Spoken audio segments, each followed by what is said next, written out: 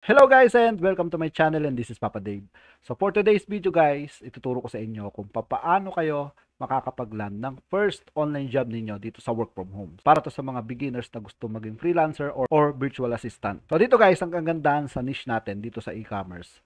So wala siyang age limit. Hindi natin kailangan ng degree para sa trabaho na to. So ang kailangan lang natin malaman kung ano yung mga mai-offer natin na skills sa mga client natin. So ang mga client natin dito ay mga taga ibang bansa, no? US, Canada, Australia at iba-ibang bansa.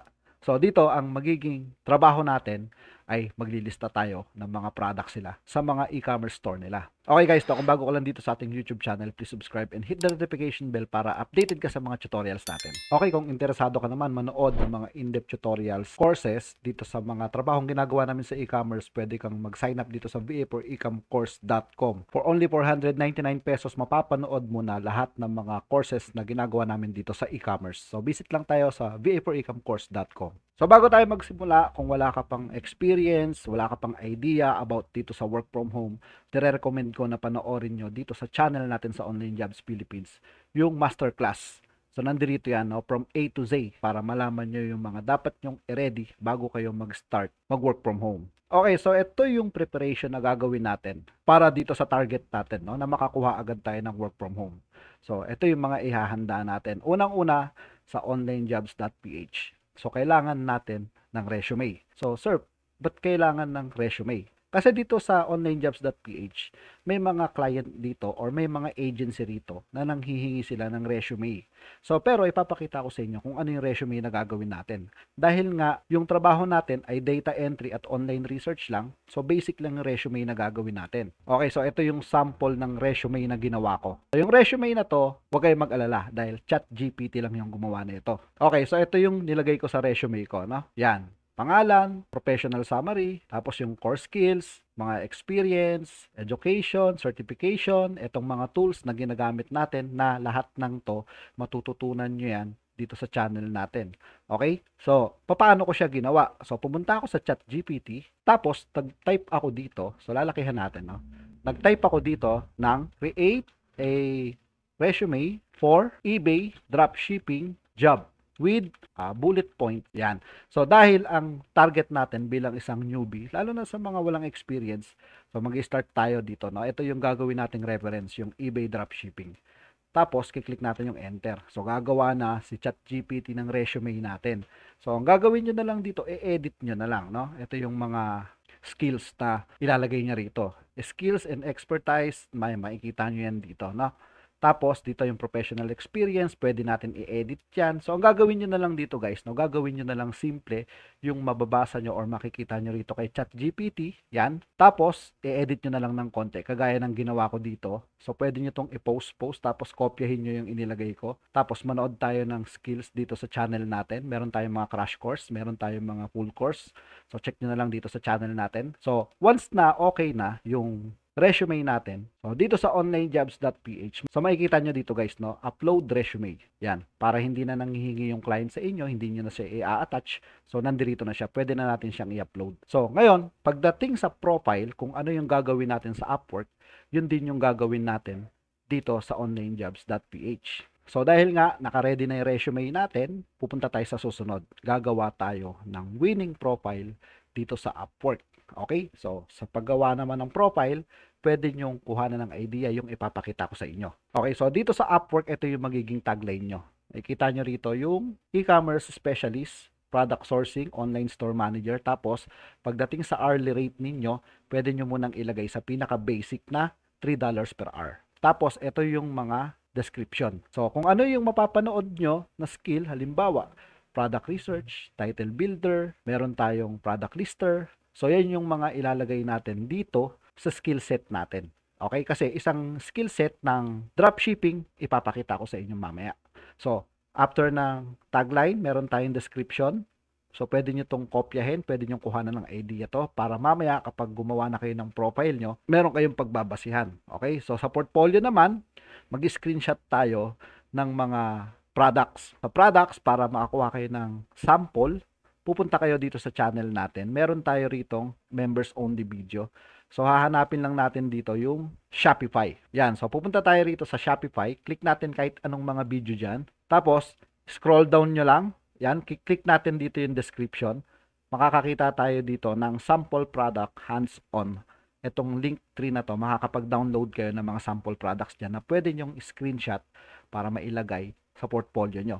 So, yun yung ginagawa namin sa portfolio, guys. No? Screenshot lang ng mga products namin. Okay, so next natin yung skills. Pagdating dito sa skills, ito yung basic skills na pwede nyong ilagay sa skill set nyo dito sa eBay dropshipping, kagaya ng product listing optimization, title builder, description writer, product research. Yan, meron tayong data entry, MS Office. So, ito yung sample ng skill set. Pero yung mga to, hindi naman siya mahirap, no? Kasi meron lang tayong specific na trabahong gagawin sa mga yan. So, hindi natin i-maximize yung mga MS Office na yan. Halimbawa, sa Google Spreadsheet, ang gagamitin lang natin dyan yung product monitoring na makikita nyo rin, guys, no, sa link 3 na inilagay natin sa pagkukuhanan nyo ng sample products para makakopy kayo ng product monitoring. So, yung product monitoring, ginagamit to kapag hands-on or manual ang ginagawang pagpa-product listing ng mga client natin. So, i-search nyo rito sa channel natin yung product monitoring para mapanood nyo kung paano siya ginagawa at ginagamit. So, ito yung skill set natin. So, next natin, kailangan natin ng mobile phone. Okay? Sa mobile phone, bakit natin kailangan yan? Kasi, kailangan natin na makasagot agad kapag nag-apply tayo ng trabaho. Dahil si client ay, kapag nabasa niya yung proposal letter natin or yung application letter natin, nagme-message agad yan dun sa inilagay nyong messenger or po pwedeng sa Upwork Messenger. So, kailangan meron kayong mga messenger ng app kung saan kayo nag-a-apply ng trabaho. Or pwede kayong mag-iwan ng mga messenger ID nyo or phone number kagaya ng nasa resume. Halimbawa, ilalagay nyo dun yung Viber or WhatsApp number nyo para makontak kayo ni client once na mabasa nila yung proposal letter nyo or yung application letter nyo. So, dapat kapag send niya sa inyo na nakita nila yung application nyo, kailangan makareply agad tayo. Para on the spot, kung makakasagot kayo, pwedeng makuha natin yung trabaho. Okay, next naman natin, ito yung time frame. Ito yung aalamin natin kung ano yung time ng client. Siyempre, ibang bansa yung target natin na client. Kailangan alam natin kung taga saan sila. Halimbawa, ang target natin taga US. Kailangan alam natin yung time frame. So, dito sa time frame, kung gabi sa atin, umaga sa kanila. So, wag tayo mag-a-apply ng madaling araw sa kanila, tapos hapon sa atin. Kaya dapat alam natin yung oras sa Canada, sa States. So, alamin natin yan. Mas magandang mag-apply ng alas 10 ng gabi, ng madaling araw, para gising yung mga client natin. So, next natin, kailangan natin ng proposal letter. Ito yung sample ng proposal letter or application letter. Ito na yung gagamitin natin, no? Kapag may nakita tayong job post, ito na yung ipapasa natin. So, papakita ko sa inyo kung paano mag-apply ng trabaho. So, gagamitin natin yung application letter na to or tinatawag namin to na proposal letter sa pag-apply. So, pwede nyo tong i-copy, pwede nyo tong kuhanan ng idea. Kung meron kayong ibang diskarte na naiisip, pwede kayong mag-chat GPT. So, mag-create kayo ng proposal letter or CV, cover letter, kapag a-applyan natin yung trabaho. Okay, so halimbawa dito sa onlinejobs.ph, nag-type tayo o nag-search tayo dito ng product lister. Yan, ito yung mga available na trabaho. Yan, meron ditong product lister for Shopify. So, nakita ko to kanina puro Shopify, no? Pero ang hinahanap natin itong e-commerce product lister. So, hindi natin alam kung ano yung ginagamit niyang e-commerce platform. Pwedeng Shopify, pwedeng eBay, pwedeng Amazon. So, kailangan hahanapin natin yung trabaho na napag-aralan natin dito sa channel natin. Halimbawa, eBay. Lalagay natin dito. Search natin dito yung eBay. So, type lang natin yung eBay. Tapos, makikita na natin kung may mga available bang trabaho dito sa eBay. Yan. So, search tayo dito. Meron ditong long-term, Walmart, VA position seeking smart hardworking VA. So, babasahin natin kung ano yung trabahong gagawin natin dito. So, yung hourly niya ay $3 to $5 per hour. So, check natin kung ano yung trabaho na to. Kung parehas ba to ng napanood natin, magpa-product listing ba tayo. Ayan, August 30, 2025. Yan. So, check natin dito. Yan, meron siya mga requirements dito. Babasahin natin yung job description. Meron pa rito, 3 minutes video para i-introduce yung sarili mo. Ito yung dito sa onlinejobs.ph. Tapos meron pa silang mga hinahanap, no? Ang dami nilang hinahanap. Pero para sa akin, dito kasi sa onlinejobs.ph, karamihan dito agency, okay? So pero kapag sa Upwork kayo, direct yung mga client doon. So mas maganda sa Upwork. Pero dito kung wala kayong budget pambili ng Connects, pwede na tayo dito sa onlinejobs.ph. So para sa akin, ang dami mo nitong hinihingi, no? Hindi to pang beginners. So kung ako, wala akong experience, gusto ko lang magtrabaho kagaya ng napanood ko dito sa channel, so hahanap ako dito. Yan, itong eBay listing. Ayan. So check natin to. Hahanap lang tayo ng konti lang yung hinihingi. Yan, ito ay August 29. So ito yung mga responsibilities, requirements. So ito may how to apply. May paid test. Ito yung sinasabi ko guys, oh.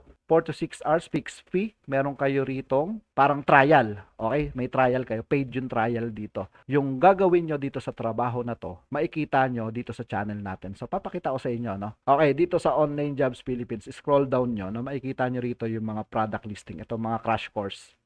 Tapos, pag in-scroll down nyo pa, makikita nyo rito may product research. Dito naman sa ilalim, meron ditong eBay dropshipping. Kahit na 5 years na yan, so, nag-work pa rin yan, no? Pareho pa rin ng process yan.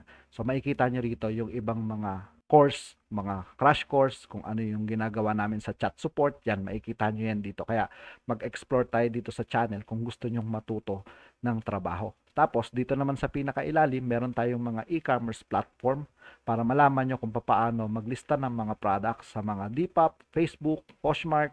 So, yan yung mga e-commerce platform sa ibang bansa. Okay, so halimbawa, no, gusto ko yung trabaho na to. So, a-applyan natin siya. Yan. Kung gusto yung applyan yung trabaho na to, halimbawa, uy, ito yung napanood ko. Ito yung alam kong gawin. So, kiklik nyo lang yung apply for this job. Yan. Tapos, ano yung subject? Lalagay lang natin dito na yung applicant. Tapos, ano yung message nyo? So, sa message, dyan yung ilalagay yung proposal letter natin. Ayan. Ito yung proposal letter na ipinakita ko sa kanya kanina. Yan. So, lalagay lang natin dito sa dulo yung pangalan natin. O, halimbawa, kay Mrs. to, no? Yan. Tapos, lalagay nyo rito yung Skype. Kung meron kayong Skype ID, yan, mga contact info nyo, pwede nyong ilagay dyan. Tapos, kiklik nyo lang tong send email. So, ganyan yung gagawin nyo guys, no? Maghahanap kayo ng job post dito sa onlinejobs.ph. Yan, ng base doon sa pinag-aralan nyo. Kung nakahawak kayo ng Zik Analytics, nakapanood kayo ng Zik Analytics, pwede nyong i-search dito yung mga yon. Ayun na yung mga keywords, no? So, dito sa Upwork, halimbawa, nag-type tayo dito ng Poshmark. Yan. Lalabas na rito yung iba, no? eBay and Poshmark listing assistant needed. So, ayan. Ganito yung mga job post na yon. Pero ito, wag nyo nga applyin yung mga 2 weeks ago na yan. Kasi may mga lumalabas dito na mga minutes ago, seconds ago. So, halimbawa, magta-type tayo dito ng eBay. So, makikita na natin dyan yung mga 16 hours ago. So, ito medyo matagal na to. Makikita nyo rin dito kung ilang proposal na yung nagpasa. So, check natin maigi bago tayo mag-apply. Kailangan mga 1 hour ago, seconds ago, or 30 minutes ago.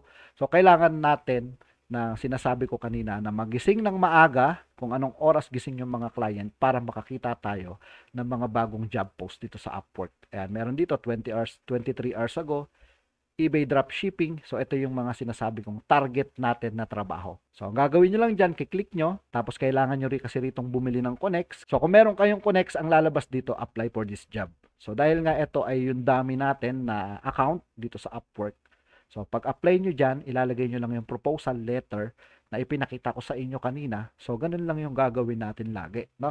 Ang key para makapag-land tayo ng trabaho ay araw-araw tayo mag-a-apply hanggang sa makakuha tayo ng client. So, aayusin natin yung resume natin, gawin natin mas professional.